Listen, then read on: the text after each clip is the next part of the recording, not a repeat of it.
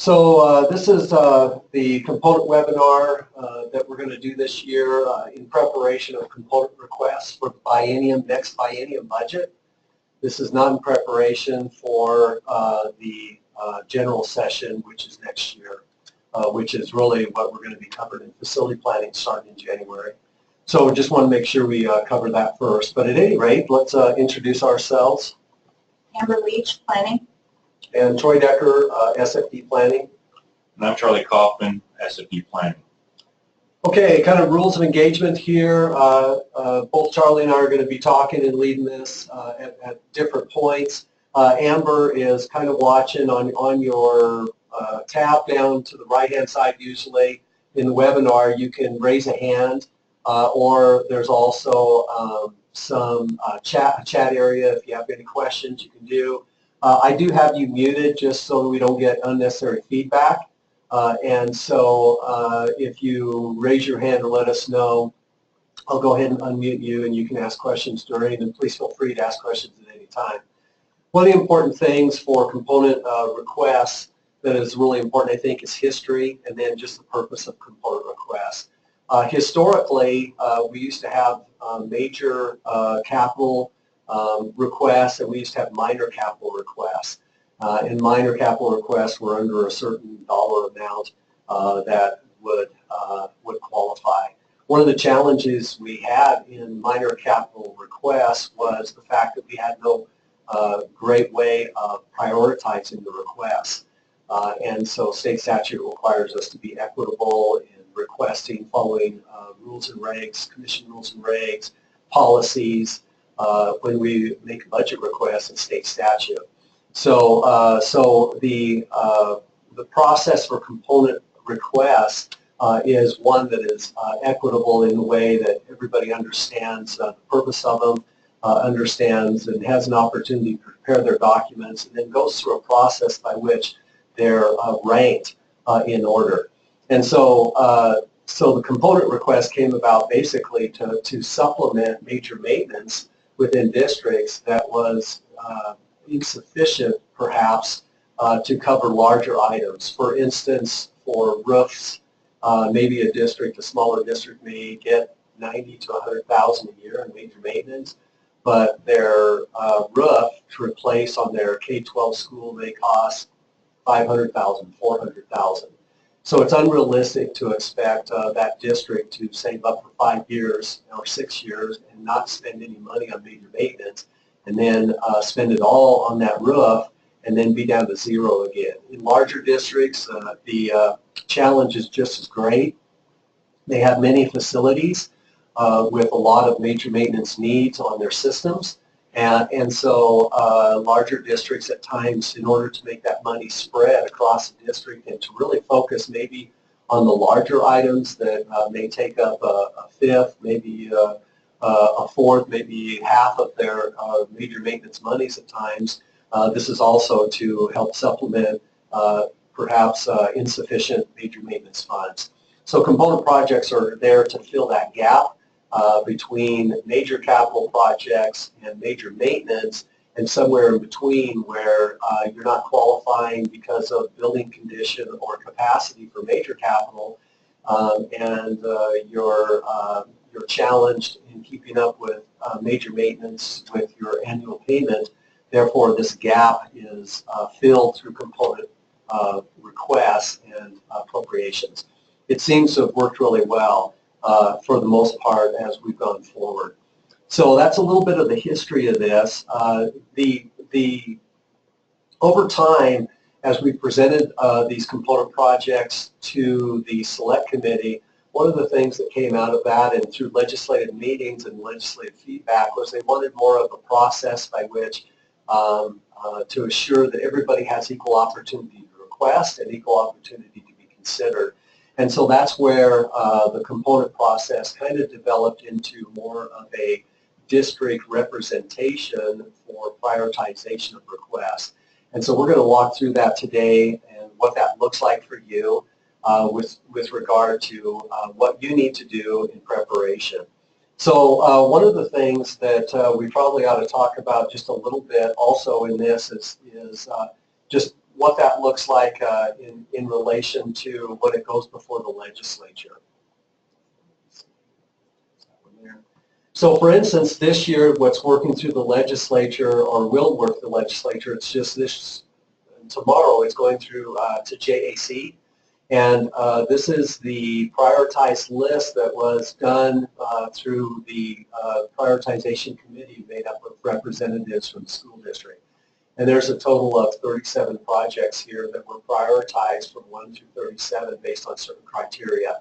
And so the end result of your work will end up with your request being brought in and sent to us, actually uploaded into AIM, and then that request going through a process of evaluation in order to score it to see what kind of opportunities or criteria it meets in order to receive a composite score. And so we'll talk about that today as well. But this is an example of this year's list working through. And this is the actual bill that is being, they call it a working draft for JAC, and that's going to be presented tomorrow. So I wanted to talk about just a little bit about component projects. So component level, and they actually have within the working document itself, a component level major maintenance projects. So again, the purpose is to supplement major maintenance for those larger dollar amounts that districts struggle to cover. And in this year, it's kind of unique this year because these 10s here, you have a 10-1, 2, 3, 4, whatever. These are actually, for the first time, there's commission-directed component project requests, and there are district-requested component project requests. And so one of the things that we've tried to focus on this year and ran it by the commission, which ran through the select committee and was approved as well, is any building, we have a FCI list that has building condition per building in the state, and anything above a 0.4 was basically considered for commission-directed component funds in order to address the deteriorating systems within those buildings. And so to bring those buildings up to, from a condition point of view, up to a status or a condition that was better, because those 0.4s above have more deferred maintenance tied to them. And so obviously they have more money that needs to be applied to them in order to improve those systems. So that is something that the select committee liked and the commission liked and forwarded. So those are these 10-whatever. And here's the districts that have actually are in there with the 0.4s or above. Some have multiple 0.4 buildings. And so they're at the top of the list. And then these 11- numbers are the district prioritized, like the one I just showed you that the committee put together. These basically come down through, and they're the exact prioritization that the committee put together, and then their dollar amounts. And they were able to make it, I think, through 16 on that one, if I recall right, on that list. And it's a total of, which is really encouraging to us. Last year, they actually made available 20 million, almost 21 million for component projects, and those projects are moving forward, the majority of them, and by far the majority of them. And those are that money has become available for districts. So we have a pass of appropriation. I think one biennium they didn't appropriate, and so it just depends on the year. But right now, just to let you know that there is working through the working draft with JAC that will be considered tomorrow, a recommendation for $36 million. So that's a little bit of history on that. No questions? No questions. Okay. All right, so let's go ahead and we want to talk about the schedule for just a second. The agenda and schedules. So the schedule, one thing we started doing last year and is just putting together kind of a schedule to show people the process. So in the past, even I think it was last year or the year before, we had a very short compressed schedule. We had a new director for the agency. We weren't really sure what was going to happen in the budget for supplemental, and so we did our due diligence and went ahead and submitted during the supplemental budget or the general session. From this point on, we're going to be submitting for biennium budgets only. On the front end of biennium budgets, not during the supplemental. The actual bill that is working through the draft of the working document actually has in there that for the general session, emergencies or things that were just completely unanticipated or perhaps underfunded projects that are recognized as underfunded can be asked for during the general session. But and this only happened a few years ago, we used to be able to come back every supplemental and actually receive tens, if not hundreds of millions of dollars more in funding for projects, but that's not the case today. So we've been asked to submit regular, normal budget requests on the front end of each biennium. And so this is really getting ready for that. So you can see that we have our webinar today, which is, we appreciate you joining us, and thank you for doing that. On Thursday, December 14th, which is tomorrow, through the end of the month, it's going to give us about 2.5 weeks, and Charlie's going to go ahead and the component request budget sheets that you see and will be trained on today will be uploaded into your facility plan module. So we don't want to go too fast here because it's easy. There are some people out there that are new to this process, but you should have a login to the AIM database, and here's mine. And when you go in there, you can go down to Facility Planning Report, and within that report and you can select if you want, just open would be fine, and it'll show your 2018. You want to select your 2018. Let me close this, by the way. So here's your 2018 facility plan, and then within this, you're going to have the AIM. Is this where we're going to the guides on? You're going to have several documents relating to the component level request. One thing that will be in here is your actual component level request spreadsheet that you'll open up and you'll check out and you'll check back in. And so that'll be an important part. And then also eventually here you're going to have some open work orders. And so part of the facility planning process, which we already trained you on, you have an open work orders document. Basically, you're going to have to go in, close out all the old ones, and bring it up. And we'll be talking about that just a little bit more. But anyway, so when you go in after the 29th of December, then you'll go into your actual facility plan itself, and it'll actually have your component worksheet in there. You'll check it out and start filling it in, and we'll show you what that looks like in just a moment. Very good. Okay. All right, so back to our agenda.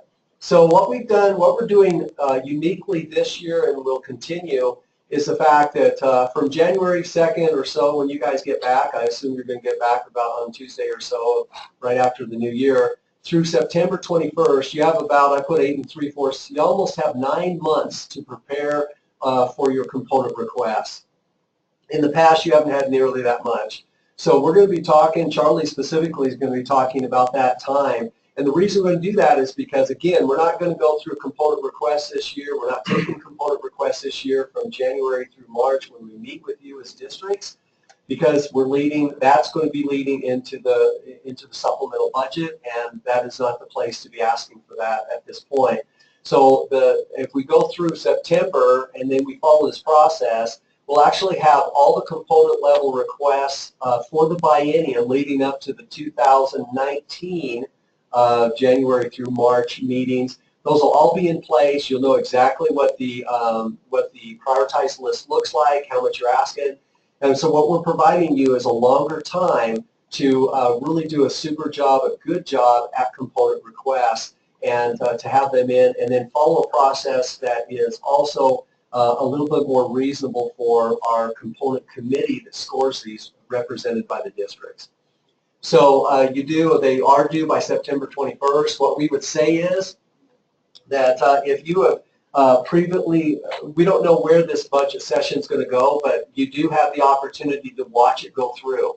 And so some of you already have, so one of the questions may be, okay, if I have something on the present list, should I resubmit it? Well, I'd say this. I would probably wait till after the legislative session to see what actually happens. And then you know whether your project was appropriated or not in the middle of March or so.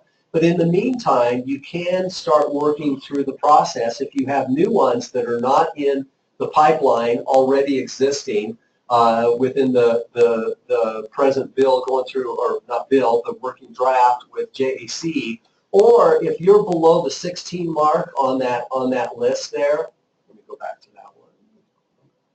So if you're below 16, it's only through 16, if you're below that, then the probability of you not being appropriated monies are pretty high. So these probably you ought to start really looking at and just pretty well counting on resubmitting those. Some of these may or may not make it through the legislative process, but we would recommend 1 through 16 just waiting, being patient, watching that process go through the legislature with regard to appropriations, and then you'll know. So that'll prevent you from turning your wheels unnecessarily if it is appropriated, and being well informed what is and isn't appropriated after March 15th or so. So that's kind of something I think we need to just address and help you to know how much effort and when, and not to put effort into something that may be appropriated and then we just did that for nothing and spent time at it. All right, so back to our agenda here. So we're giving you that time to go through the process, and when complete, we would not recommend you wait until September 21st. As you work through, you can use major maintenance monies and make those requests in order to prepare for component requests. And so you can use your available monies in major maintenance to actually prepare and hire consultants or an architect or an engineer or whoever in order to help you scope things out, which Charlie will be talking to in just a minute here. When you are done, you will upload your component request back into your database, into your facility plan. And then if you could email Charlie and just let him know you have it in there, then he'll go in and he'll retrieve that. And then what happens is after September 21st, so we're encouraging you to work on those early, work with Charlie, work with your project managers, whoever your assigned SFD project manager is, and let them know what you're working on, what you're preparing. They'd be more than happy to join you in that, to walk the buildings and to offer their assistance in the process and scoping of that and those kinds of things. So work with your project manager if possible, and then let Charlie know when you're ready, and you'll know exactly what you need after we go through this, this training. And then the next Monday after that, we're going to take about 2 weeks, and Charlie will, a lot of them hopefully he'll already have because you submitted them earlier, but he'll prepare all of them for scoring sheets for the committee to work on, and he'll prepare them to get those to the committee to score. Another important part of this then is the committee itself, and we're going to cover that a little bit later. So I think with that then, I think I'm going to go ahead and turn this over to Charlie if there's no questions. And he's going to actually talk about the component level project process and also the component level, what to do with the component level form. This is nothing real new. It's the same form, modified just a little bit, which we're going to take back in front of the commission in February, make sure they're on board with all these modifications. But I'll go ahead and turn it over to him. Sure, absolutely. Thank you. So as Troy was alluding to in the schedule, let me go back to that really quick, the schedule. We did give you more time to do this, and there's a couple reasons why. Some things that we've run up against in the past. So we obviously, you know, in the district and out there in the districts, personnel changes over time. And so what we run up against is that previous administration would have an idea of what they wanted to do with the project, and then they would change. And so with that change, the vision of that project would change as well. So what we want to do and what we want to prevent in this situation is to be able to have one clear and concise direction that even if people change out, that we can continue to proceed forward. Another thing that comes along with that is we've been running into scopes where they're not as clearly defined as they need to be. And so when we actually get to the project and if personnel has changed, we have people who don't really know what was all intended to be in the project. Well, that doesn't really help your case if you're trying to replace a system. We need to know what all needs to be replaced when we're actually going into the system and actually doing that. So with this time lapse, we expect to be able to do that, to be able to go in and get a much more clearly defined scope. So that way we know what items are needed to be included, to be fixed, and that we cover all the bases of the project. So this gives you the opportunity to have enough time to be able to do this so you're not feeling rushed. In the past, as Troy has talked about, we've had last year we had 2.5 months, 3 months. It's pretty quick, and then the time before that we had 6 weeks. So we decided it was in the best interest of everybody that we could actually lengthen that out so we could get a better definition on the scopes on these projects. And along with that, the better definition of scopes also comes along better definition of cost estimates. And one of the things that we would run into as well with the limited time is we'd get cost estimates that weren't exactly lined out the way they needed to be. And so a lot of times the project was underfunded.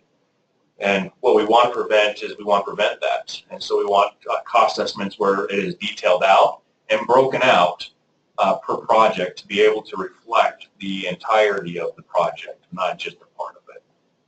Charlie, if I may add to that, we've had the inverse problem with that too, where in the past maybe we've had estimates or budgets that were way over what were required as well. And so providing this 8.5 months or so for you and working with consultants or internally if you're a larger district and you have historical costs that you can associate with certain systems, it allows you then to really not under appropriate it if you're asking for underfunded, but if you're asking for appropriate, just not overdo it, but get it where it's sufficient, it's accurate, it's clear, and you've got it to a detail enough, maybe not design necessarily, but to a detail enough where you feel comfortable with that, and when it comes back, you're not short or you're not really long, and then other districts farther down the list, maybe we couldn't have, we didn't get them funded because maybe you were hundreds of thousands of dollars over on your budget. So it's a nice, delicate balance, but we would hope that this process would It's very needed, and that's why we gave the extra time as well, so that way we can work out a lot of these bugs beforehand. One other issue we run up against in these shorter time frames is that sometimes district would forget the very important parts of the project that need to be submitted with the documentation. And so this gives them time to be able to submit all their documentation, make sure everything's all in a row.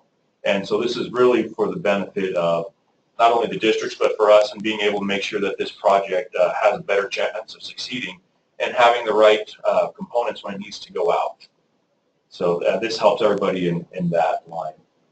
So what are our expectations of the district? This is the first thing that we're going to go over. So before we actually get to this component request form, what we are expecting, if you have a project in mind, we want you to be able to go out, hire an architect, an engineer like Troy had talked about, and actually detail this scope of the project. Detail it out, what's going to be included. If you're replacing a boiler, well, is there piping that needs to be replaced along with it? Is there other items that need to go along with that? So we want everything lined out, what you're looking to replace, what you're looking to do as the project goes along. And then basically, also what we want included in that is it going to be phased. Some projects can be done over a summer, some cannot. We need to know ahead of time if we're going to have to phase the thing. So one of the big things that we run up against is that sometimes we underestimate the amount of time it's going to take. Well, if we have enough time to do this, we want to be able to estimate really how long is this going to take. Are we going to do 1 summer, 2 summers, or 3? Sometimes it takes 3. But basically what we want to do is be able to accommodate for that schedule and be able to have that ahead of time so that way there's no doubt and that it's clear what's going to happen with the project. And along with that clear scope comes clear cost estimating. So in looking at what you're going to replace in the project, again, going back to the boiler replacement, you know, if you're going to replace piping and flooring in that area, that are going to get disrupted by the replacement, we need to have those cost items lined out too. Those things do cost money, and you have to be able to account for those as well. And so for properly appropriating the project, you need to have all those items that are going to be touched and be worked on included in this. So that way there's no doubt what all the costs are going to be. So those are the first two big items before we actually even get to this component request form. So now that we're actually here to the component request form, we'll go ahead and do, we'll run through it. I'll demonstrate basically what we're going, how you'll fill it out. And for those of you that have questions about it, we'll also include directions in your facility plan module that give you a step-by-step. Sure, go ahead. Back to the architect, engineer, consultant, if you use one. Some people may ask, okay, well, how far do we go? Do we actually design it?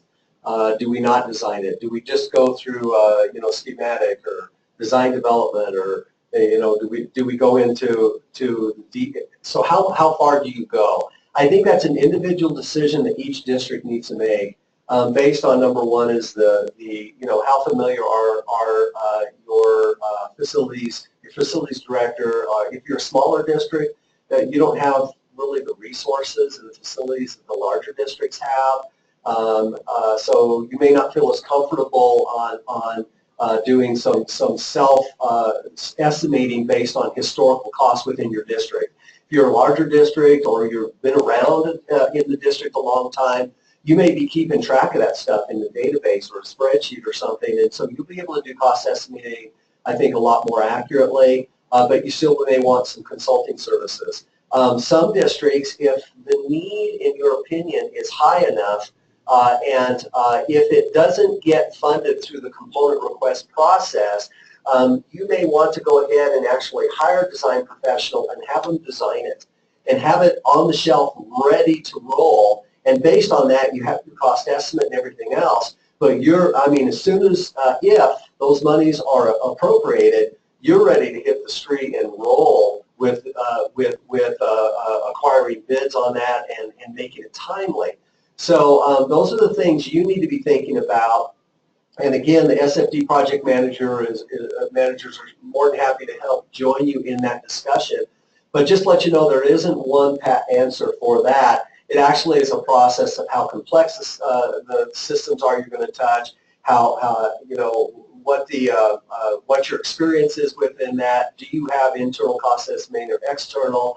What is the need, and what is maybe your school board or your superintendent or whoever it is, what's their priority? Is this something that, hey, if this doesn't get funded in the next 2 years or next year, we want you to move forward, and that might help you determine also prioritization of maybe just go ahead and design it with major maintenance, and then if component funds don't come through, you can just move forward with that. So individual decisions and districts, but there's no one pat answer, but there are things that you need to consider as you work on how detailed you should get in the cost estimating. But the process he's about ready to show you is detailed enough, we think, and complete enough that even if you don't use a consultant, should be a lot closer than if you didn't have a consistent process and something to assist you in that process. Absolutely. Thank you for your comments, Troy. So are there, quickly before we get started on the form, are there any questions? No questions, no hands. Very good. Very good. Okay, so basically where we start at, so this is the form that's going to be in your facility plan template, and also there will be 10 of these sheets populated, but for now we're just going to show the first one. So really quick, come up here, you look at where, so we'll use Albany 1, you'll select your district from the drop down. Sure. Okay. You go ahead. Yes. All right, let's see here. We do have a question. We're going to pause You here have just for 1 second. Exactly. Ed, you were unmuted. Go ahead, Ed. This question. Well, I already submitted it. It's just Oh. using major maintenance for the design of a component project. Sure. Absolutely. So yes, so for the design on the major maintenance project for the component, basically when you're going in to submit the work order itself, you'll go in and you can actually put it under the design code for design professionals or for architect or for engineers. So when you go to submit it to your project manager, just use that DSGN code for that, and so you'll submit it under that. But yes, you can do that. Can we go down before you get going on that? Just go down to the purpose. Sure, absolutely. Down there. Here, let me put this back in.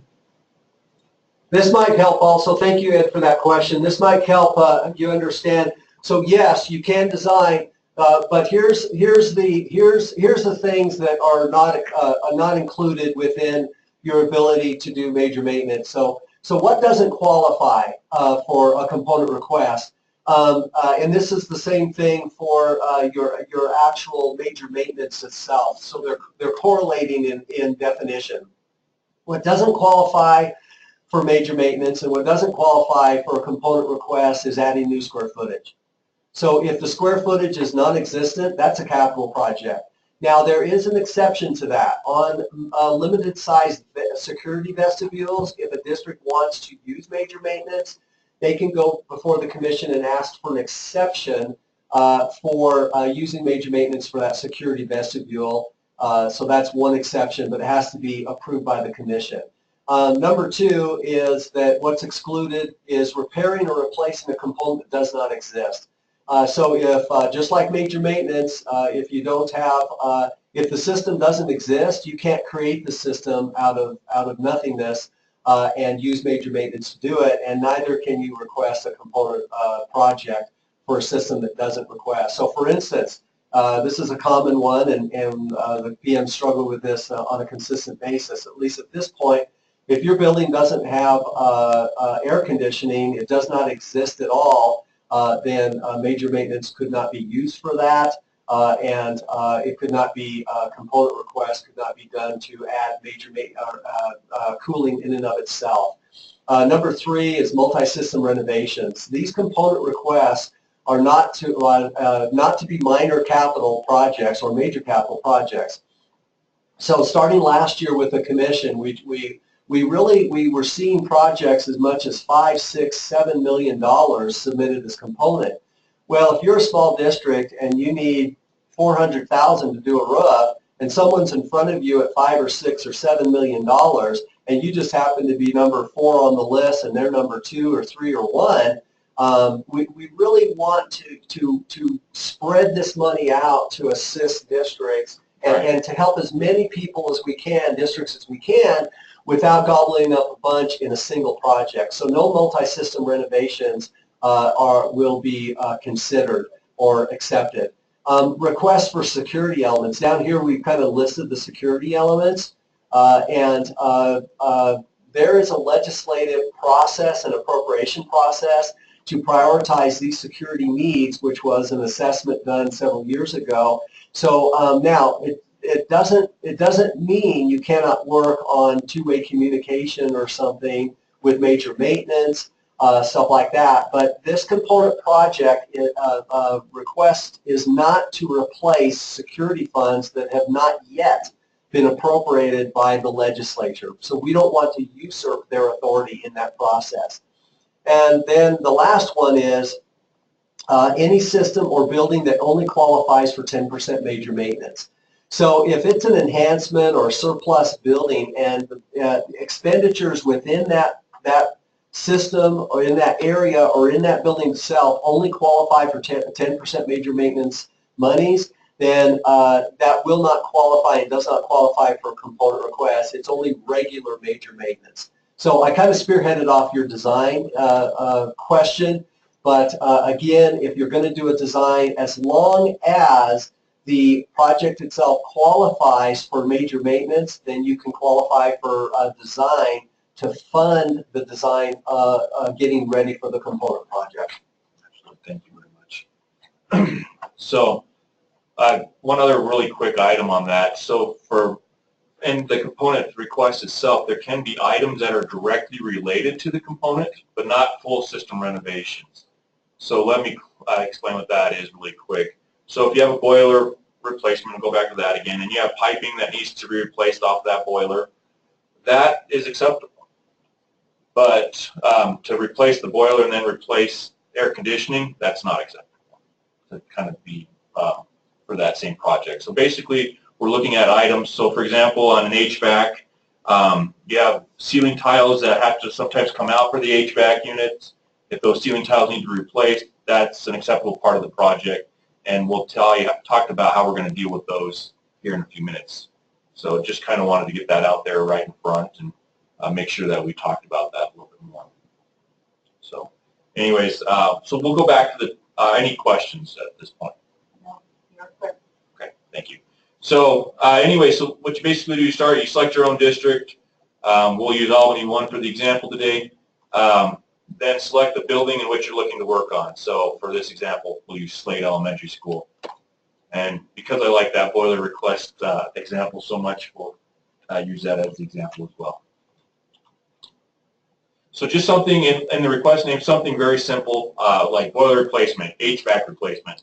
It doesn't need to be a description at this point, just a summation of what the project is looking to be. So next, this is where we're going to verify how much work you've done on the front end. So if you have the scope of the project and it's attached in your AIM mod or your facility plan module, you'll come down and select yes. If not, there's an option to choose no. Then if the cost estimate is provided into that as well, again, select yes. And then the SFD budget sheet, which is attached, and we'll talk about that momentarily, if that's filled out. And then one of the things we've been looking at last year, we recommended that that photos be taken of the project that you're looking to do. So some items to be able to help us to be able to visualize it and help be able to demonstrate what's actually going on with the project. So we do ask that you limit it to about 5 photos that show basically the nature of your request. So a picture, you have district personnel throughout the state who are going to be scoring these. And so those photos really can be handy for them to understand. I remember I was up in Riverton a couple of years ago, and Larry Hartwell up there shared with me, he actually showed me some piping and degradation of that piping, and it was rusting really bad. And that, I was just like, wow, I mean, that's a big need. And so when you do photos, if you have photos, take those photos and really focus in on what tells the story, because a picture speaks 1,000 words. Right. I did have one question to you here, Charlie. Sure. So let's talk about these. In their planned work orders in AIM, they're going to submit these projects, right? Correct. If they're well, they are.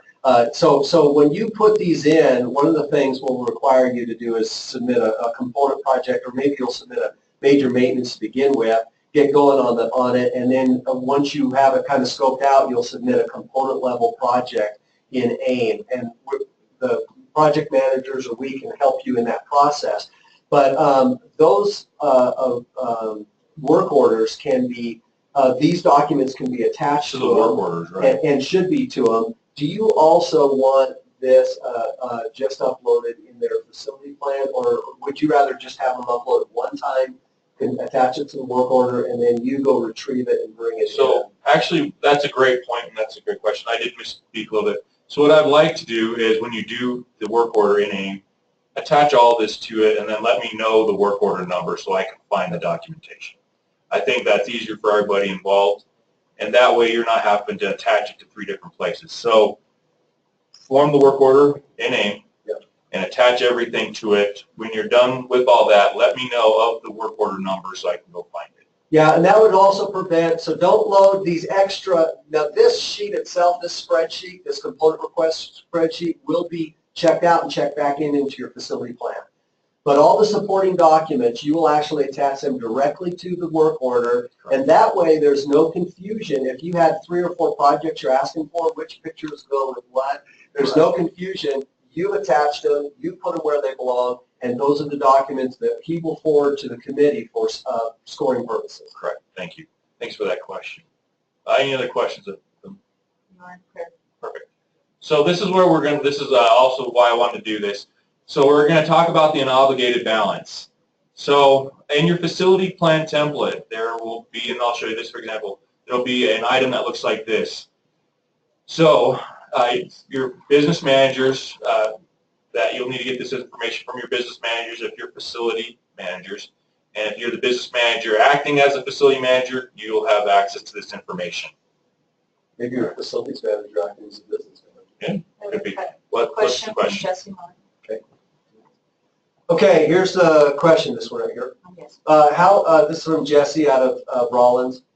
How would you do a request if you plan to use some major maintenance monies and component level monies together? Okay, Jesse, he's actually going to. We'll get to that. We'll get that a little bit later here. But basically, I'm just trying to do a step-by-step, and that's a fantastic question, but we will get to that here momentarily. So anyways, so this item will be in your facility plan. For that, it'll actually, if it's in your facility plan, it'll actually already be filled out, so you'll get the information from your facility plan template. So in this case, we see here that you have your cash account balance, your widget, your CD balance, and then the contractual encumbrances that are there ahead of you. What balance I'm looking for and what balance we're going to insert this is your net major maintenance funds balance, and maybe we should call that the unobligated in the future, but for now, net major maintenance funds. So we'll take that number and we'll put it back in the request form. All right, I need to write that down. 085 317 085. Okay, so we're looking to use that balance. So we'll go back to the request form. So this is, we'll type that in here. Okay, so this right here will automatically populate when you select your district up there, so don't worry about that line. So next, the minus prioritized major maintenance projects. This item is actually going to come, I'll also be in your facility plan, and it will come, it'll look, you'll have your, basically your open and closed work orders in the template, and it will actually come from this balance right here. Total for project, this, and a balance right now of $1,781,300. And so this is what we'll have you put into the template next. So this will actually be in your facility plan template. It'll be under open and closed work orders. So by the time you have your facility plan with us, you will have already put down what you're going to do within the next 1, 2, 3 years in major maintenance. And so whatever's not closed and whatever you plan on doing, that's what will come into this as a historical document. And it will show the committee, and he'll show you that in a moment, how they're going to score in reference. All these things we're doing here actually do relate to scoring your project. So that's an important part. The other thing I'm wondering, go back to your balance sheet, that shows major maintenance. Sure. So, oops, sorry, the other one that they do the widget and the. Oh, yes, let's go with that. So, this one right here. So one of the things is we're giving you a little over 8 months to prepare for this. And so you're going to have this historical, you actually are going to, just for discussion purposes, you're going to have this within your facility plan. But it's going to be when we meet with you in January, February, or March. What I think, if it's okay, what we could, if you don't mind, could you put this as another tab within the I think, yes, you can do that. And so we'll just have Charlie, he'll add this into the spreadsheet for your request. And then at that point, what I'd recommend is whenever you submit this, your latest balances, go ahead and do those and update it right as you submit it or right before you submit it, and let Charlie know it's done. That way you'll have even, maybe you don't submit this until August or July or August. Maybe you let the dust clear from the summer projects and you put that in there. Because this does relate to scoring, so this is probably one of those things, it probably would not behoove you to submit this months and months and months in advance of September 21st, but I would say anywhere probably in August or September there would probably be a good time to do this and update this, because this is part of also the process of their scoring. Absolutely, very good, thank you. So, any questions? No, we are clear. Very good, thank you. So then moving on, so next in this step, so some districts have a major maintenance reserve. Simply just put what that is. So for this example, we'll say they have a $250,000 reserve for any unanticipated projects through the year. So that will then give an available balance of where they're at this time. And that's a district choice. You guys just decide what you're comfortable with. A lot of districts, if you're newer to this process, a lot of, if you're a smaller district, 50,000, 100,000, you'd be pretty comfortable with that. If you're a larger district, you know, maybe $1 million, I don't know. But you as a district can just say, hey, we're going to hold out a reserve because we always have unanticipated things that we just don't know are going to come up. Absolutely. So, and this next step is actually very important. So from after this, we'll go right into our budget sheet. It's a little different from times past, but it's important we do this first, this next step. So we'll go ahead and blow this up a little bit here. So anyway, starting on the budget, just state what date you're looking to do this for our purposes today. There it is. And then for the target bid season, when do we want to get this thing bid out? So I know if it gets funded in for the 21-22, sorry, for the 21-22 biennium, yep, you're going to look to bid this thing out, and I'll have to readjust these, but basically you go as when you're looking to bid it out. I'm really going to change that because so I'll have to make that correction before we get this in. But anyways, you'll select the target bid season where you're looking to get it bid out. So this is actually also very important. So instead of actually starting up here in the first lines, you actually come down to 4.3.2. And we'll use that boiler replacement example again. And you'll enter a brief description of what you're looking to do. And then, so for this example, and so this is where the cost estimating comes in handy. Your cost estimates say it's going to be $400,000 to replace that boiler. So that would be based on then their estimates. Right, their cost estimates. So it's really important too, when the project managers score these, this budget sheet is kind of like a global look. It's 20,000 feet looking down. Here's the global look. Do you have all these things accounted for? But your actual details should be recorded in a separate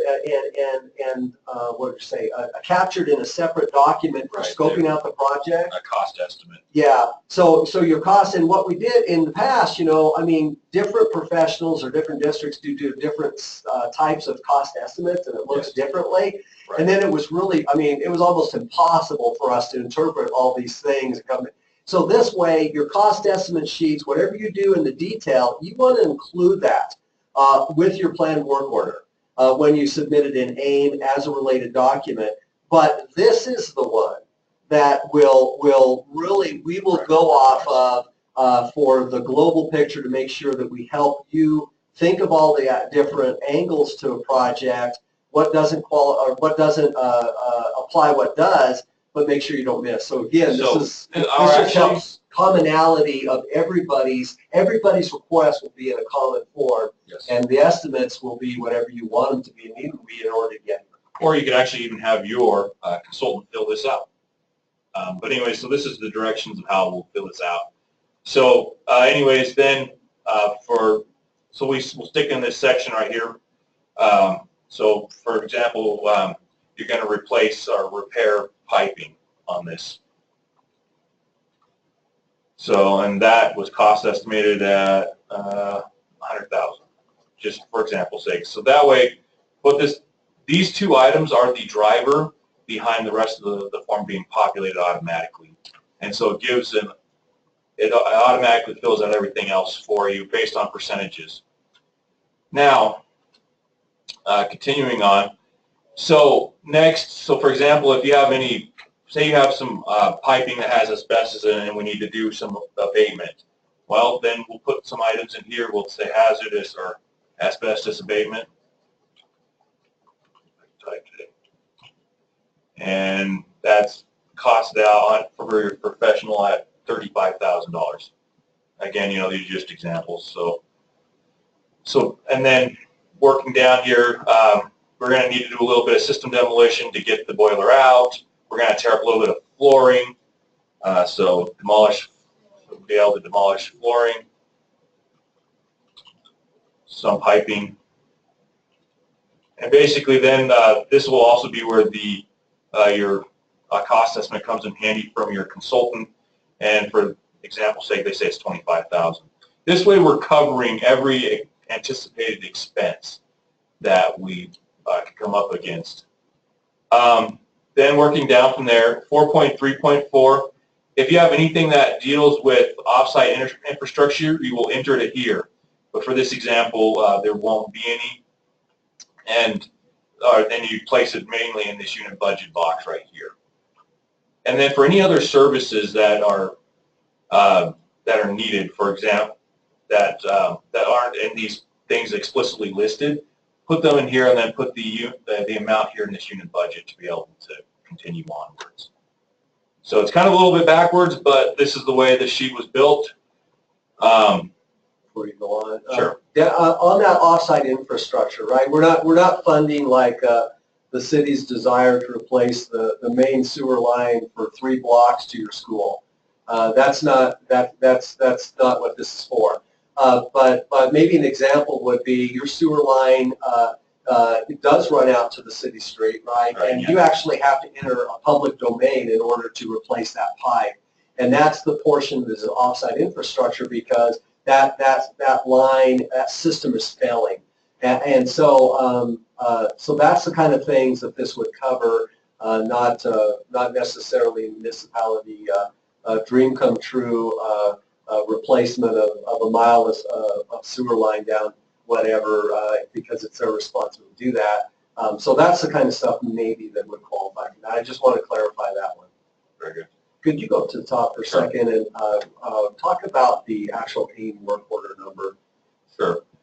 We'll talk about that. That'll actually be populated in the request Oh, form I see itself. that. So you don't have it. So whatever they're filling out is Right. yellow or green only. Correct. And if it's not there, there's another place. Exactly. So that's, sorry, I did forget to mention that. So anything that is green is the items that you can touch or fill out. Anything that's white, please, it will be locked, so it'll be in vain to try to touch it on that. So. These percentages, quantity. Sure, I'll get to those here momentarily. So anyways, so like I was saying, it's a little backwards how we fill it out. So anyways, once we get down past 4.8 and you fill out any other services, it gives us a construction budget. And it ties into now going back to design. So you're going to want to, if you wanted to have a design professional or an engineer that designs your system, you're going to want to have some fees for them. And so right now, it's the default is set at 10%. Say, though, for example, you need to give your architect a little bit more or something like that, so you can adjust it up or down based on that to fit where it's appropriate. And then if you don't know whether or not it should be more or less,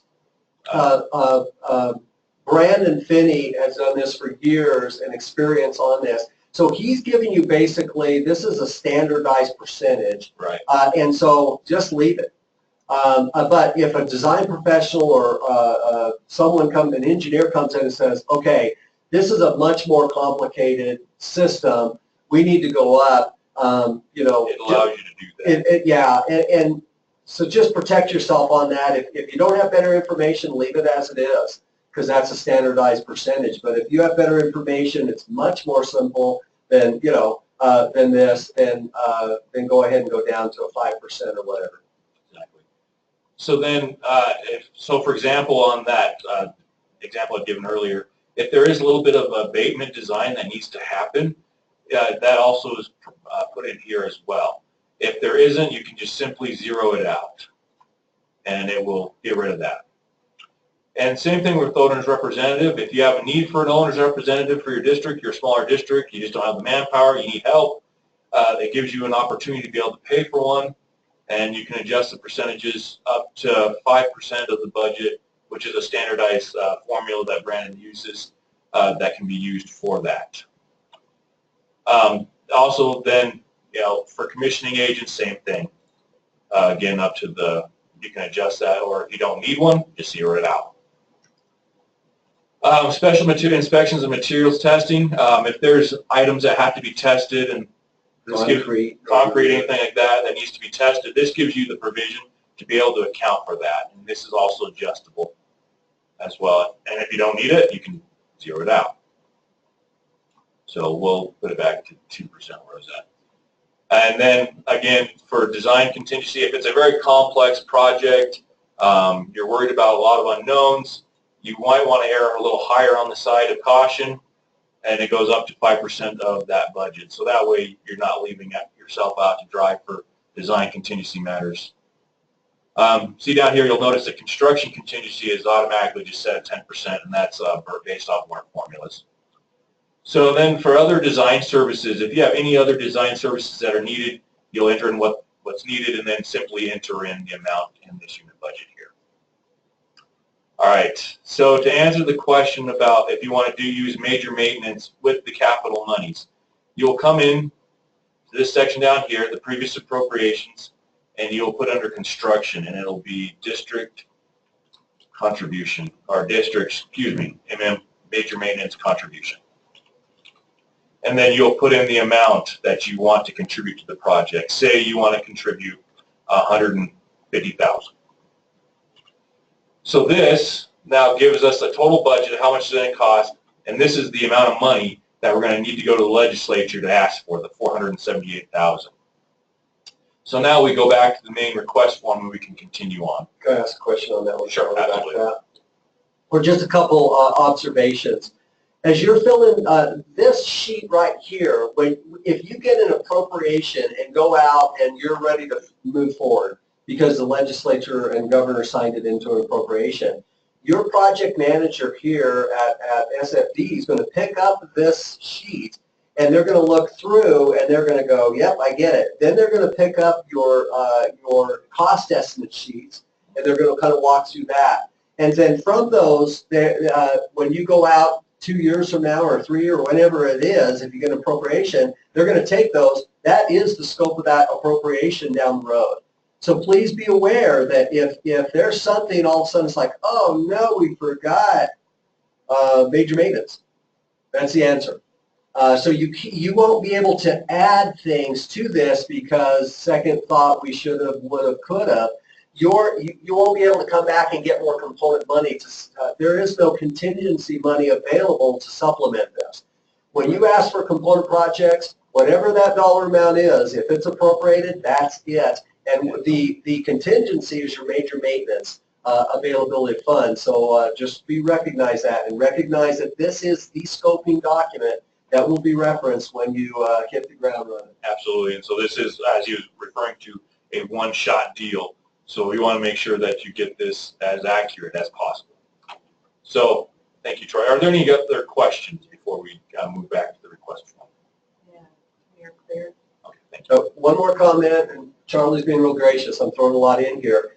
As you work through this, please work with your project manager. When you get to this point, you fill this out, just call up your project manager here and say, hey, we got this. Can we? We love our professional, whoever we hired to do this for. We did it ourselves, and walk through this sheet with these guys. We've got professional architects on staff, former contractors.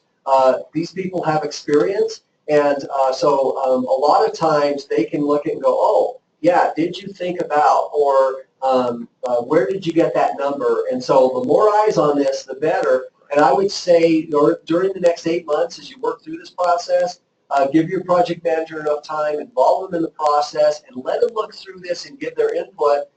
When we do major capital projects and we're kind of doing planning studies and most cost-effective remedies and stuff, we always work through this with the district and the consultant and ourselves so that there's a bunch of stakeholders giving input.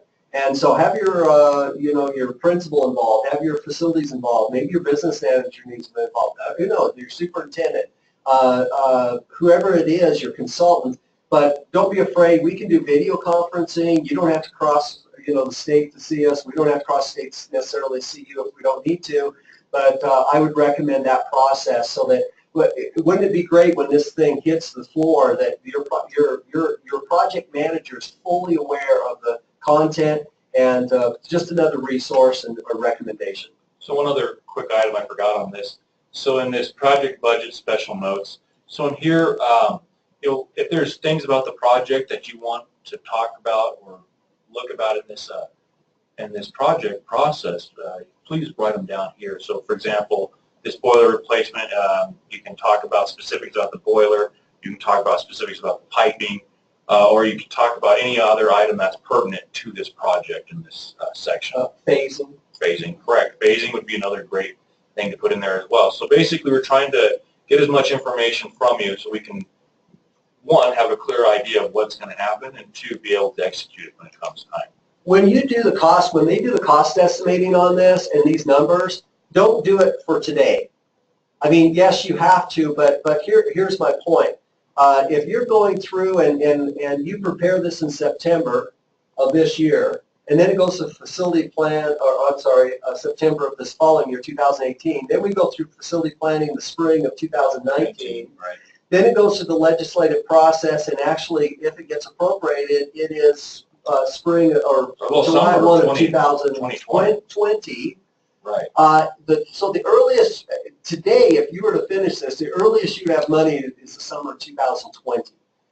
And so make sure that you guys are thinking about these costs. Hey, if we do this in today's dollars, we apply a standard of inflation of 4% per year. Some would say that's way too little. Some would say, hey, you know, way too much. But make sure that you kind of consider, that's what I would put in here, these special notes. I'd say anticipated bid date. Well, and then if it's a complicated, larger project and you're designing it, you're probably going to have to, July 1, you're going to have to go out and you're going to have to get a design professional. If you haven't designed it already, then you're going to have to put it out on the street. By the time you get around, it's the summer of 2021. I put down in here in these special notes and time to get a design professional date to date, to put it out to bid date to date. That's usually what, 3 or 4 months. Yeah, so basically this is part of the thing we were talking about earlier, is just making sure that you have a schedule about how this is going to work. Because if Troy's saying if that's what happens in your project, you could be looking at summer 2021, things are going to be a lot different in 3 years. And so you're looking at different costs, and then that's where we could potentially run into problems. So this is one of those items where we're looking to project down the road so we make sure that we're adequately funded. Yep. So these are great places to put those assumptions so that you keep your professional who's a consultant helping you, make sure that they're heading down the right direction, make sure that you are, make sure that we understand what your numbers are based on so that your project manager can really be informed and help you along the way. So make sure I have it written down real quick. So anyways, we'll continue on. We'll go back to the request form now. And so now we'll go down to the second part. So this is where Troy was alluding to earlier. So on this one, you go filled out. Building is educational, as we found earlier. It's an elementary school. It's project purpose, because we're looking to replace a component. It's going to be for condition. But it gives you a few different items there that a project purpose will be. So for example, if you need to replace sewer lines out, it can be site work. It can be a few other items. So that just gives you the flexibility to choose what best fits that need. And so then this is where the AIM work order comes in for you. So after you've entered all those items into the AIM work order that's in the system and gets approved for major maintenance, we'll put it in here. So just make up one for now.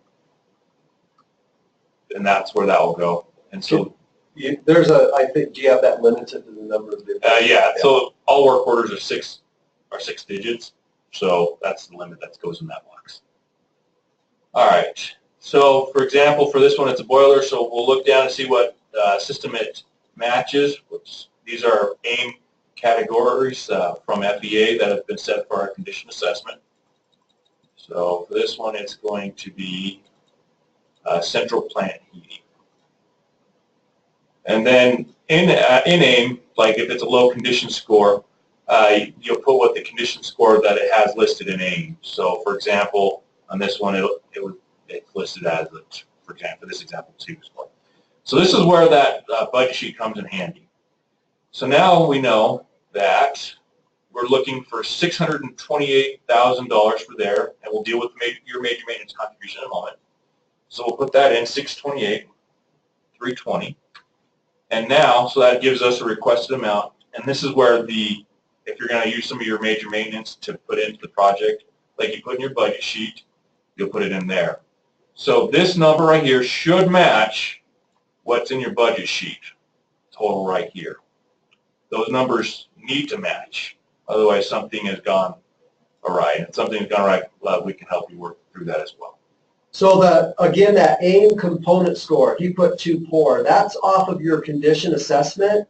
We have those in AIM. If you're new to this process and need to know that score, to be honest with you, ones and twos, we'll actually talk about those in your facility plan itself.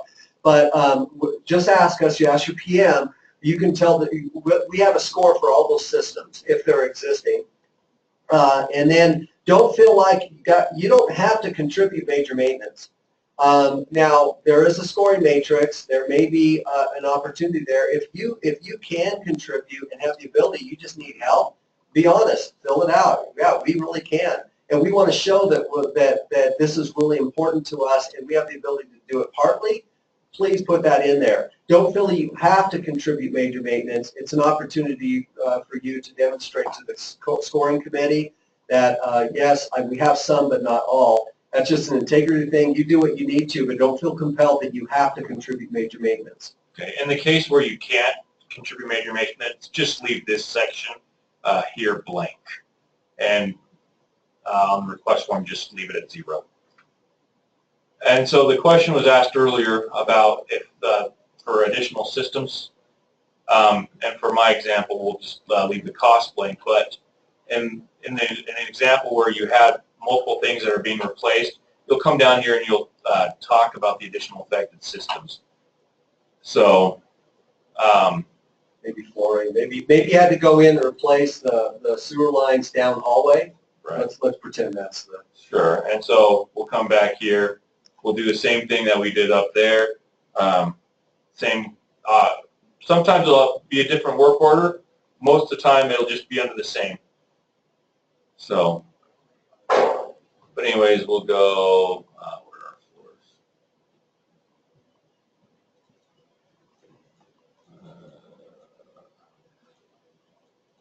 Floors, there we go. So we'll choose floors for that. And again, you know, it'll have a condition score attached with it. You'll put what it is in there. So we'll say that it's poor as well.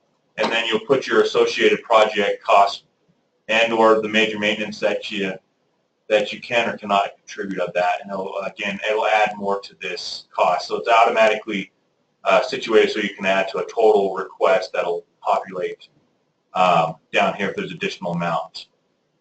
But the total will populate down here. But if you had any additional costs, say $100,000 for the flooring, and this will have to show up in your budget sheet as well, but just for our example purposes right now, you'll see that they both do the subtotals there and then come out with the full amount right here. Very good. So moving on. So in these spots here, additional scope details, so things that we need to know about the scope of the project. We'll get to here momentarily.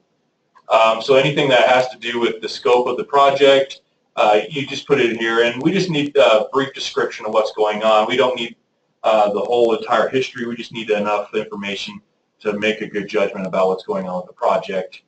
Then those additional affected systems, you'll talk about how they relate to the main project itself and why it's pertinent that they get fixed and replaced as well.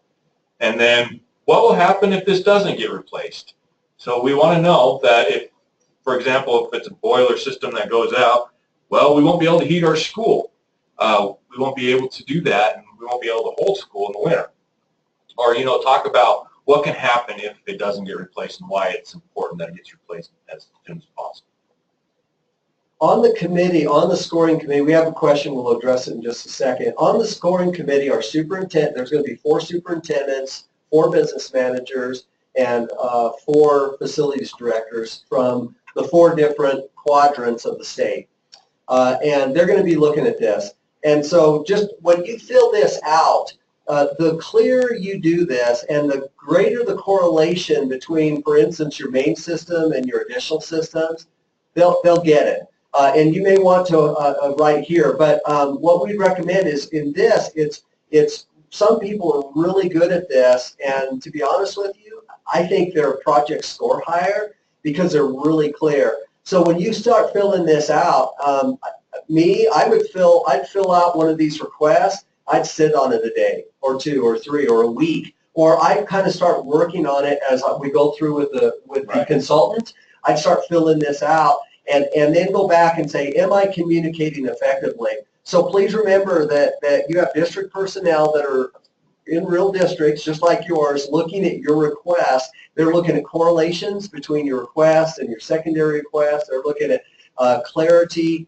They're looking at, does lighting in a school, is that going to prevent the close down the building?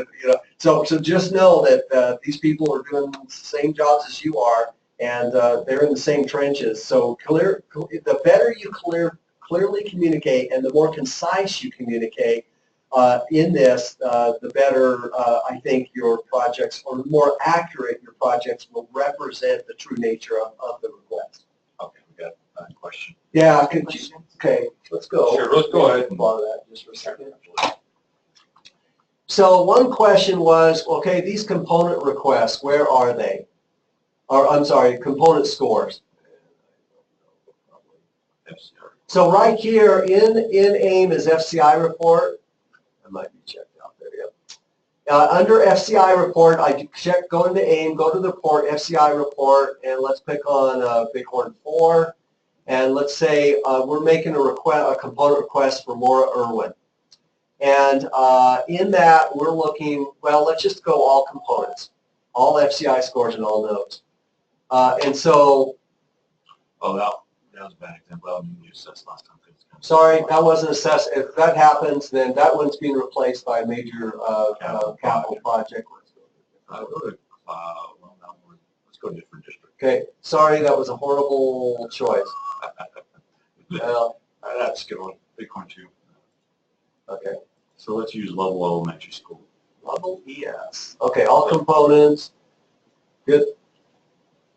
All right, so in that then you'll see standard foundations rated a 5 and notes related to that. As you go down here, in this case, oh, here's a 1. Floor finishes. So it actually gives you a deferred, the total deferred maintenance value. And then right over here it talks about basically, oh, look at that. Carpets were severely treads well worn. And so it kind of gives you, so this is where, this report per building is where you're going to find your actual FCI scores. And these scores will be checked by the project managers. When they go through, they're going to be scoring this also. They will go through and look at your scores, and they will confirm within this report whether or not you're accurate or not. They're just second eyes on it. And so the only thing you're going to put in our request form is the actual numbers, the score. So for in this example, for the floor finishes, you'll only put 1, and that will be in the drop-down list back in that form. Let me go show you that really quick again. So it'll be right here in this drop-down list. It'll talk about 1, and then it has a. So let's pretend 1 then. So 1 on that one. Yep. So basically, it'll correspond to what's in AIM. Jeff, that was a good question. Thank you for asking it. Okay. We've got some other things we'll ask, but we'll get to them later when it's appropriate. Very good.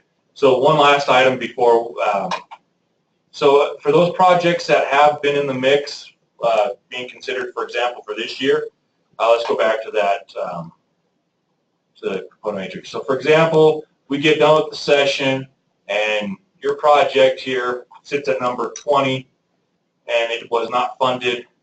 This is where you get to put in this new request. Hey, my component project was in the process. It ranked number 20 on that. Or say, basically, we give you a different. We give you, if it was included in that at all, you'll have a number here for whatever rank it was. If it was not included, just select not included, and we'll continue moving on. But anyways, so that basically is the part that you'll fill out. The 2 parts that you'll fill out for the component request form. I don't know, do we have any other? The actual spreadsheet that you just showed in the ranking, or Yes. The actual ranking of it, this prioritized list will also be in with your component form within your facility plan module. So this will be in there. If you didn't submit last time, Just say it it's wasn't. not there. If it's on this, you just put the number. So that will be in there also for your reference within the facility plan. Correct. So, very good. So this is actually, so that wraps up what we're going to do on how you fill out the form and basically the step-by-step. Like again, I said earlier, we did talk about directions. I have gone through and done a step-by-step, and for those who are brand new, this will walk through every step of how to go about it, how to check it out, etc. So so we try to make sure we covered all the bases as clearly and as clear as possible. But if you do have any other questions that come up and arise, feel free to contact us. We will help you along the way with those. So I think that's where we're at basically with the request right now. Okay, so we're going to do a couple more things. Charlie, thanks. You did a great job. So one of the things is those directions, you're going to make it about a third of the way through, check out your document, and then there's going to be about a 6-month gap, as you work through this process and work through your estimating stuff, you're going to come back at the end of this and check it back in. So know that these directions are pre-done and post-done and checking out, and then you'll log out and away you'll go for months, and then you'll come back and check them back in. So don't be confused that there's a part of this that's check in. Don't worry about it. Check it out, leave it checked out, and if it's 3, 6, 7 months down the road, great, then follow these directions back in. That's one thought. And then on your spreadsheet, walk them through I think it's really important for them to understand the scoring matrix. Sure. And how the... I think that's a very good part. So that was I just wanted to emphasize that was the part that they have to fill out. This next part will be done by the committee. You do not have to fill this out. The committee will do this, and as well as our project manager. So I just want to make sure that it's very clear. We did make a note that please do not fill out beyond this point. And so, but basically how all this ties in is right down here. So, for example, that scope, estimate, and budget sheet that we are now requiring to be in that work order, it'll be simply put in here. The committee will see your stuff. If it's included, great. If it's partially included, you get partial credit. And if it's not included, you just don't get any credit. So then that AIM system score that we were talking about earlier, the condition score, this directly correlates with that. So that one for that example was for 4. So now it directly correlates to that score. So let me put that. Anyway, so the really neat thing about this is you know exactly what the scoring criteria is. So don't be afraid to click on these and see exactly how the scoring committee is going to do it, because this is exactly what they're going to score on, and what parts you fill in are directly correlated to these scores. Yep. And then, for example, up here in the form, it talks about % of major maintenance payment. This is important to this part right here. This is basically saying how much this project is going to cost out of your today's major maintenance budget. And this is the scoring matrix it is. So for that one, it was over 25%. So, and then if you were at all ranked in that last component project process, if you had a submitted one, it'll be in here. And what your previous rank was, for example, we had used 20, they'll go there. And then the building FCI.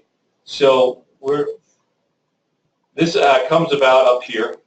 So when you select your building, it automatically populates an FCI score, your condition score for your building. Buildings that have higher condition scores we have found that need more attention, more help, and more work. And so when you see that, come down, we'll select that, and it depends on where your building's at, and that makes a difference in the scoring for this. So this first part will be all done by our project managers. They'll score this system, and they'll come out. For example, Michael is the project manager for Albany 1, which is our example right now. And So he'll do the scoring on this part. Now when it gets to the committee has the majority of the weight. They have the 60% of the weight of the scoring on this. And they actually deal with items such as one, health and safety. Is it an immediate threat to your occupancy, moderate threat, or low threat, or is it no threat? So this one, we say because of details that you fill out up here, this is where it correlates. How big of a deal is it? We'll judge what score you get down here. So say it's a moderate threat to occupancy.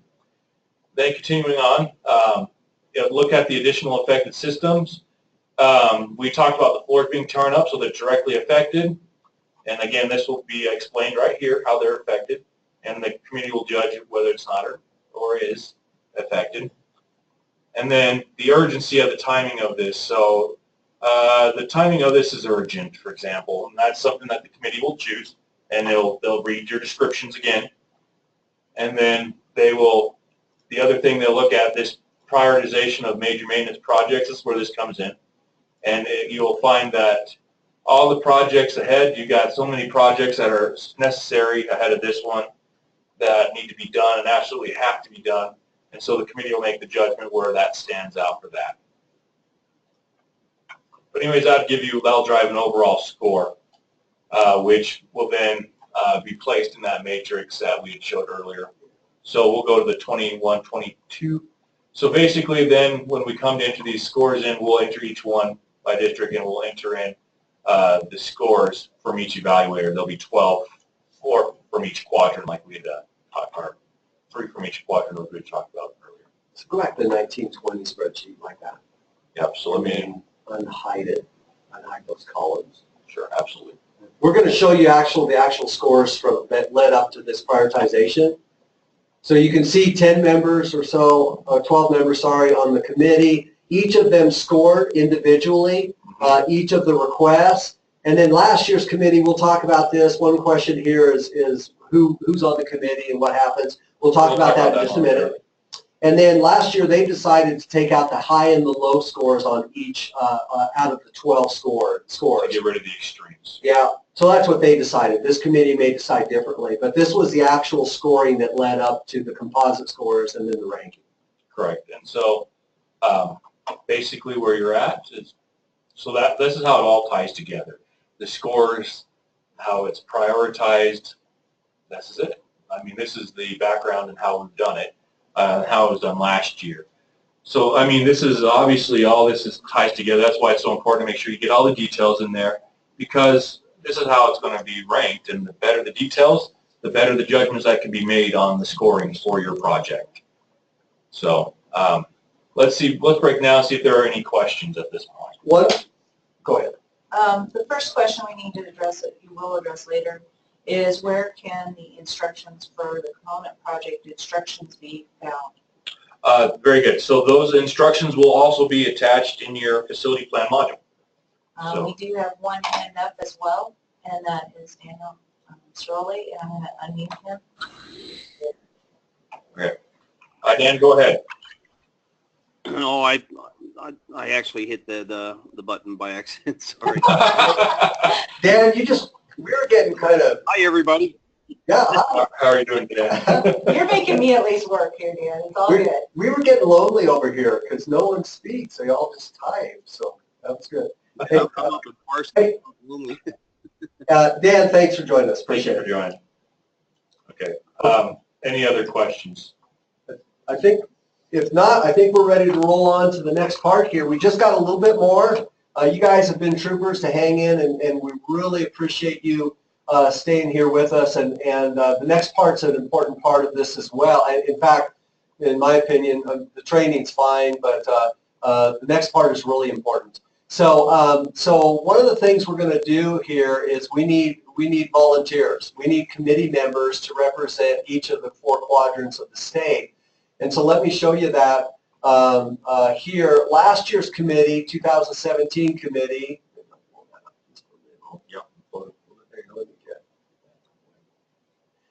This was last year's, and so you can see that in the Northeast, we had a superintendent, a business manager, and a facilities manager. Northwest, same.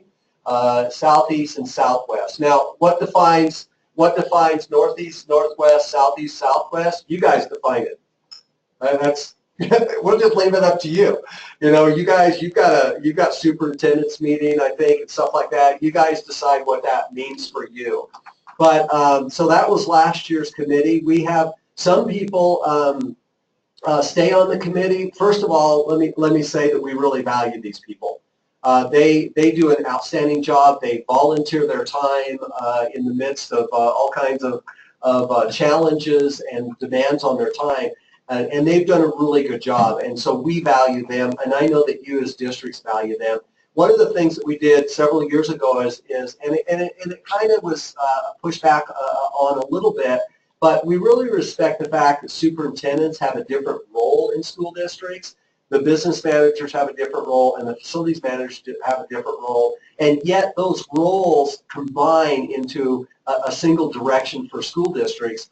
And so we wanted this disbursement of representation for superintendents, for business managers, and for facility managers as a good balance of reflection of values when they start scoring these. So that's why we did it, and we wanted a balance. I was talking earlier on the select committee, and I think some other committee also in the past said, you know, we want to make sure that this is fair, it's equitable, and it's representative of the state as a whole, not just single districts. We don't want the same people year after year after year just because you keep them on. So we're going to let you decide who represents your regions. And so I think that we'll just leave that in your hands. And if you need to, superintendents get together and talk, business managers in each region. And so we're going to ask today, we need volunteers to kind of organize this and get, I'd like probably within the next week or so, it'd be nice before Christmas, but if you need to go till, the first week of January or something, or January 15th, but within the next 3 to 4 weeks, I'm asking volunteers from each of these regions to volunteer to get 3 people to represent your region and represent the state as a whole from your region, because that's what you're going to be doing, whoever volunteers. So I hope that makes sense. So our 2018 is blank. We need you. So we need you. So I think what I need to do then is what I'd like to do, if all hands are lowered, what I'd like to ask you to do is, if you're from one of these regions, what I'd like to ask you to do is actually volunteer to round up three guinea pigs for this assignment. So if you could raise your hand on the panel in this, and if you're from a specific region, we'll identify you and make sure we identify you as a regional representative. And then we would ask that, okay, so for instance, Barry Bryant, you're a trooper, you always hang in there. So Barry's representing the Northwest to help us. Dan Celeroli, we now have the Southwest represented. And so he's going to organize this. We need a volunteer from the Southeast and from the Northeast, please.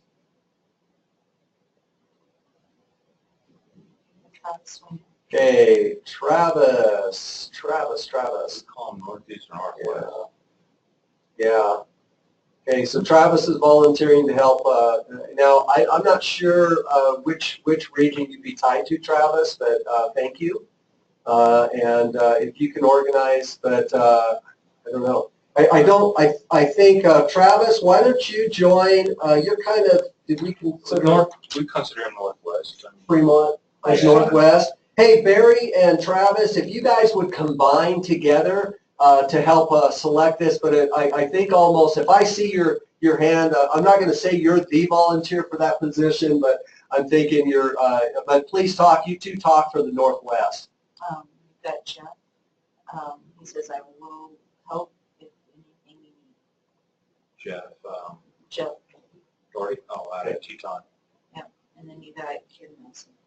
Okay, super. So Jeff has an interest, and Kim Nelson has an interest. So She's southeast. So the one we're missing is the northeast. Do we have anybody on here in the northeast that would be willing to step up and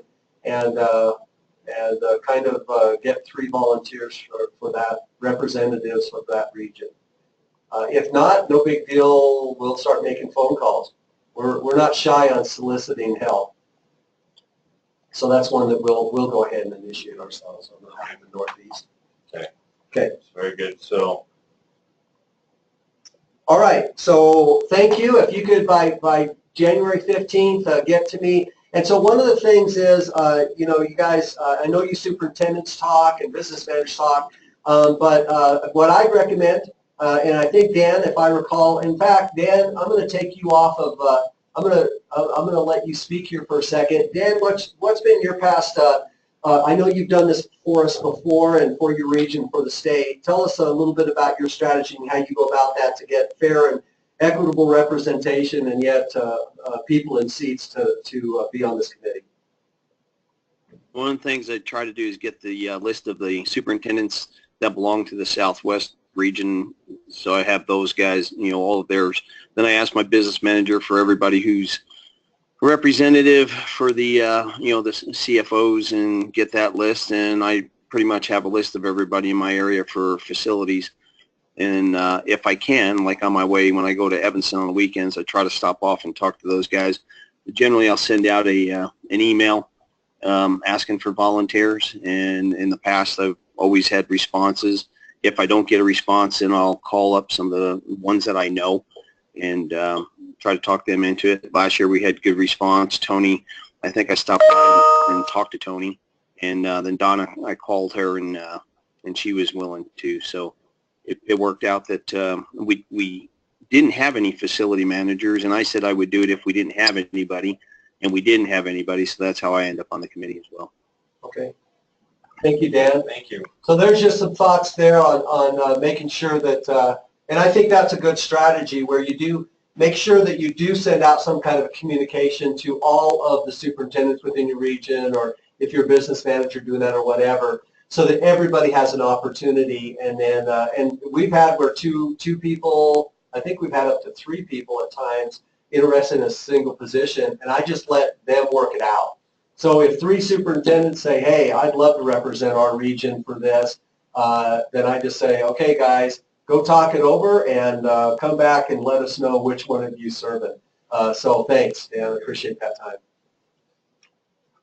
All right, so back to the schedule here. Then what that means then is I think we need to determine, I'm going to add another line here, and I'll actually put down, for my sake, to remember this, a January 15th date.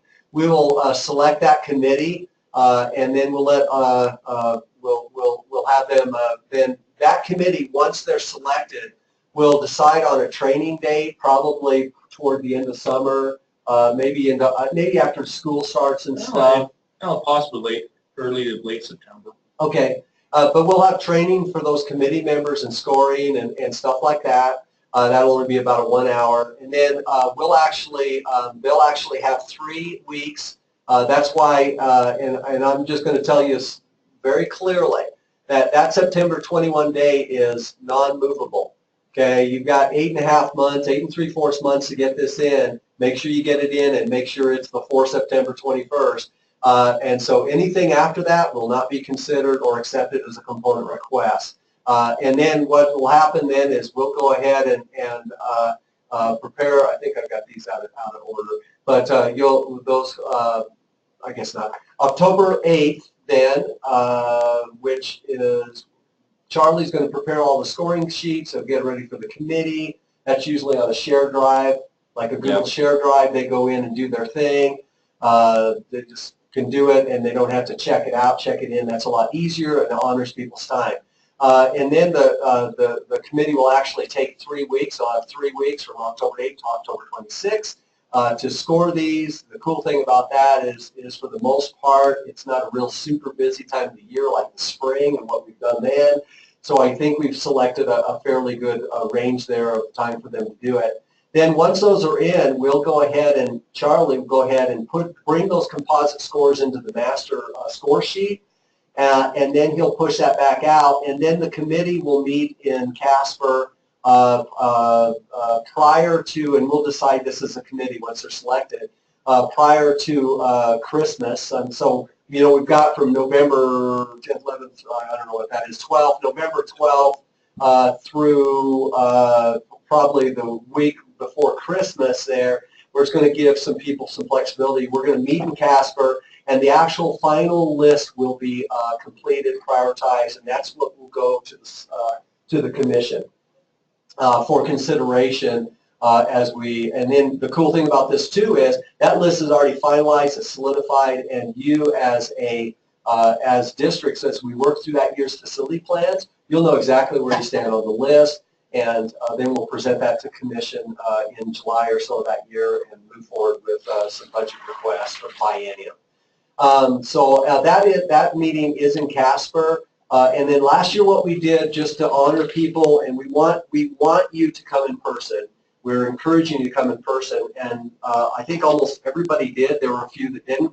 But we will also provide a video conferencing available, just like we're doing here, so that you can join this video conference. So we get it. I mean, if you just cannot make it, we understand, but we would definitely want you to join us on video conference as well. Natrona County has been gracious to allow us to do that in their administration building, and so that's an opportunity there. So that's how that committee's formed. That's how that's the responsibilities of the committee, and that's the process that will lead up to a finalized list. Barry has a question. What district in the northwest is Charleston? Got Fremont 1, Lander, Barry. Okay, with that then, thank you for joining us. We sure appreciate you, and we think that this is a very important part of funding in the state of Wyoming. The legislature has proven that it's an important part. The governor, by signing in these bills, has proven it's an important part. So, and then the other thing that I think is really important is as you go through this process, I think it's a valid process, a fair process, a thorough process, and for you guys to communicate with your legislators along the way and the commission and stuff like that, because we want to give this all the opportunity we can to help meet your needs. And in a down economy like we're at, or so we claim at least, the state of Wyoming is fairly well off compared to other states, but in a time in which we're concerned about budgets and concerned about spending money, your representation as a school district personnel and this process leads toward money that can meet needs that cannot necessarily only be met through major maintenance, and aren't prioritized sometimes for major capital projects based on condition of a building as a whole, or capacity needs. So this fills that gap, and we're excited for you to be a part of that and to receive monies on behalf of the state for that need. So if there are no other needs, we're going to go ahead and close out. Thank you for your attention, and I'll go ahead and stop the recording and end the meeting, and we'll talk to you later.